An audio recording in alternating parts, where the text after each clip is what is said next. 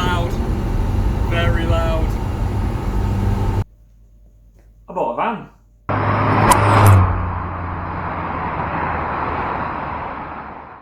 So, Felix is back on the road. Video still to come on that one. Engine's gone back in, knocked in the cam, and I've done a bit of running in the engine. I've dropped the oil, and she's now on Valvoline and running absolutely brilliantly. I've done a tiny bit of mapping on there, just a bit of road mapping.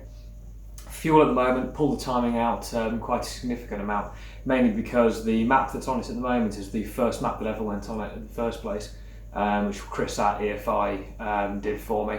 The whole reason behind that was mainly to do with the compression ratio at the time, as well as the cam was actually properly timed in, whereas on version 2 the cam wasn't fully timed in as it should have been, but now it's all kind of working. It's yeah, she's got a fair bit of power, but again I'll explain that in a later video. So who's this? So if anybody remembers the old Magna Tags van, and I'll put up a picture up there for you.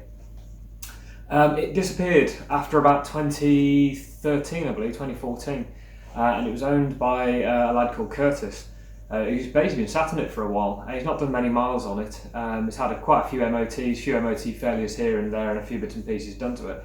But mainly it's been sat outside for potentially 6 or 7 years. So when it came up on Facebook, I had a look at it, and he's only up the road from me, so I thought, why not go and have a nose. The carb was a bit gummed up, so it wouldn't start, so I took my handy carb cleaner and some tools with me. We got it started, did a test drive, and I just fell in love with it straight away. There is a whole plan for this car, which I genuinely don't know at the moment. It was going to start with a full engine conversion. Again, for what guys? I don't know. I don't know if it's going to be A series, Honda, or maybe something different. But the main thing at the moment is all I want to do is get a clean and tidy. I'll show you a quick look around the van anyway, and I'll show you the bits and pieces that I've done already, and where we go from there. Okay, so actually, under the lights in the garage, it looks really, really good. There's a few bits and pieces that I'm not a massive fan of at the moment. That gap is huge. The gap at the back of the bonnet, you can literally pull the back of the bonnet off. And there's a very narrow one there. So the hinges that are on at the moment are those Minovation ones. Before anybody gets into the comments and says, oh, can I have them? I've already sold them to William Murphy. There you go, Will. Made it official now. And I'm putting the hinges from Felix on as well. Oh yeah, the wheel arches there. I'll explain that in another video. It's quite embarrassing. A few modifications. I'm not entirely sure what headlights they are, but they need a bit of work. They're a bit pushed in at the side. Bit of a rusty bumper, but again, I'll probably use some wire wool or some tin foil and the old Coke meth and see if they come up quite nicely. There is a bit of a scuff down here. Curtis explained when it was recovered on an AA van. That unfortunately is what happens when the strap comes loose from the wheel and slaps your car. Stupid. So Dean at Prestige is going to come and sort that out for me, aren't you, Dean? A few other bits and pieces. The Mark 1 hinges, you probably see there's a bit of bowing in the panel there. There's no washer or anything behind these, so I've ordered some penny washers to go and pull that, but I'll make that into another episode.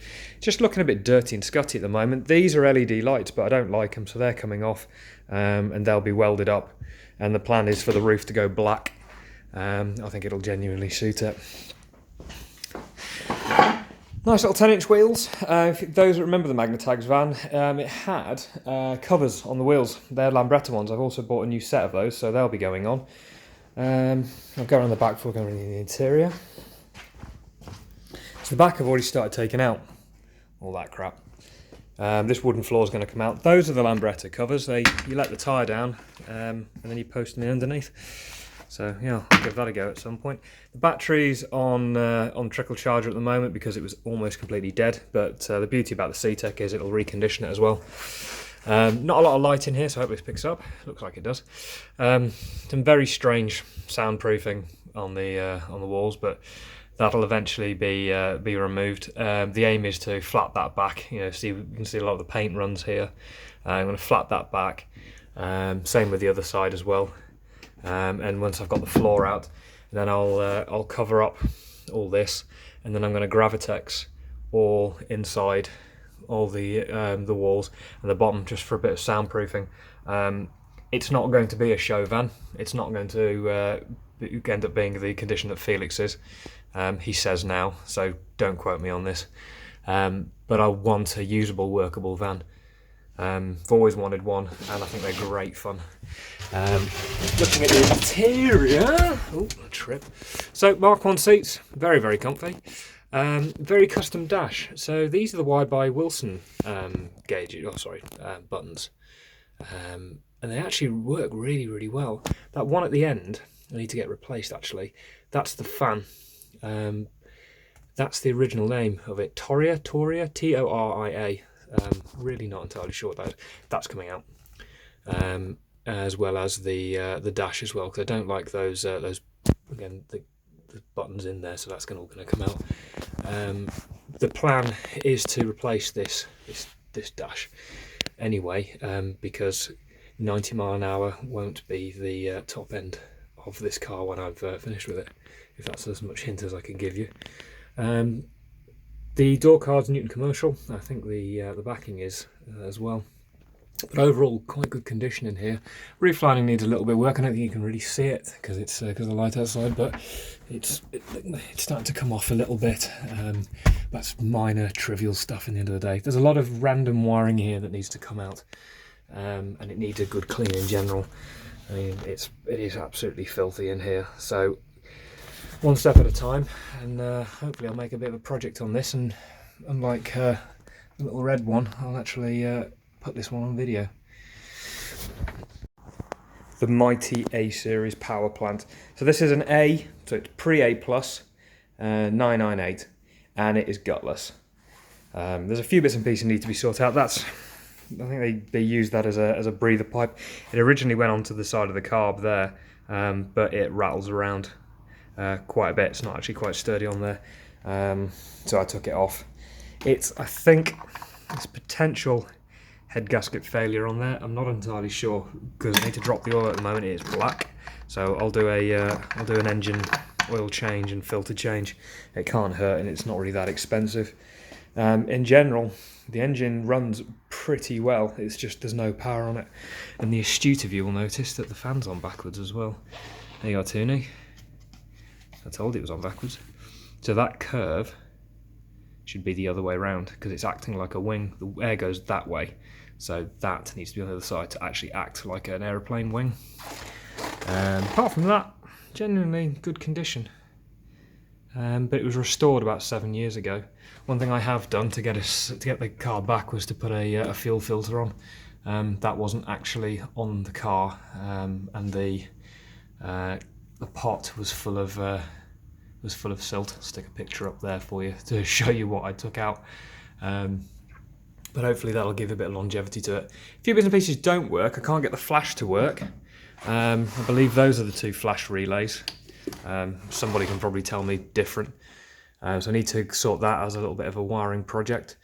And the pump doesn't work for the washers. So it looks like a new pump, and it looks like the wiring's pretty good. But I'm getting absolutely nothing when I pull the stalk. So I'll check all fuses and stuff, and that'll be another little project. It's probably something dumb like a little relay somewhere, or just a bad bit of wiring, but we'll go from there. Yeah, those are the Minovation hinges. The plan is to stick those on, so that'll be my project today. I'll get them sanded back and sprayed satin black, and they can go on. So stick with me, guys, we'll get somewhere. Okay, so ignition's on, but if I do that, I get the wipers. So the actual circuit itself is kind of working, but so it's from here to the bottle that isn't. Horn works though. Okay, so trusty Haynes manual. So number 77, that's the motor, which is that one. So that's got two blacks and a greeny kind of wire with a something tracer. So that kind of tallies with what's going on here. So that's the, number 118. That's the switch in the car. So the outputs. So I got the wipers to work. So that's the wiper motor there. So if that works, then it's between that and the wiper motor. So it's something along here. There's no fuse, so it potentially could be the arm. Okay, so we're getting somewhere. I've managed to pop the end of the stalk off thanks to Adam Campion's tip of how to remove it. So it's basically a spring, and it looks like a conical washer that goes between them and makes a contact. So I've checked.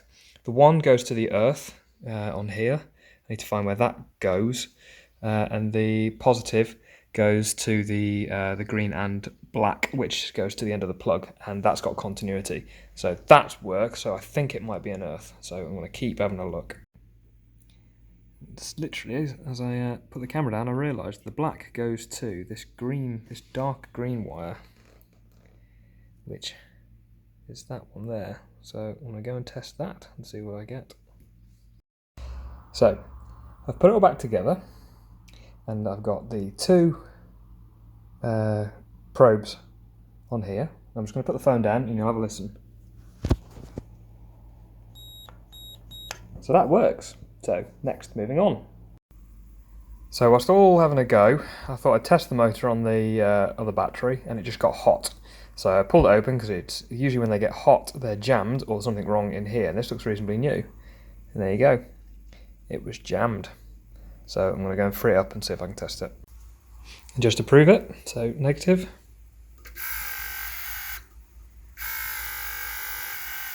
Works. Okay, so connected to back up. Washer fluid's in. I've had cleaned the pipe a little bit as well because there's some mank in there. They're connected the right way around. These were the wrong way around. So the negative was on the other side, so it looks like it gummed up the motor. So I've put some new screws in, so hopefully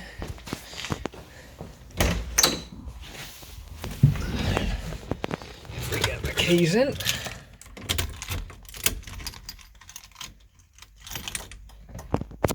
Fingers crossed.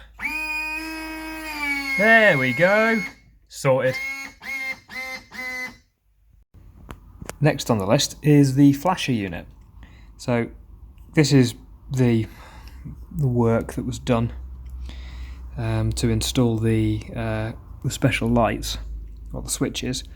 It's a bit ropey, but it actually is. It's pretty tight. So when you put the headlights on, it goes forward and it makes contact. So those two, and the light comes on. When you flash, it bridges that one. Now I've tested that continuity and they're both, so it has to be that gap there. So they do bridge, but if I bridge that remotely with a piece of wire, the lights flash. So it's those contacts. So I'm going to get a bit of emery paper and just and clear that up. Okay, so lights all on. Push forward, lights come on, pull back, and I get flash. Another job done, and I also get the indicator. Roll. Right, I'm going to remove that. It is going to go back on, but still, bear with me.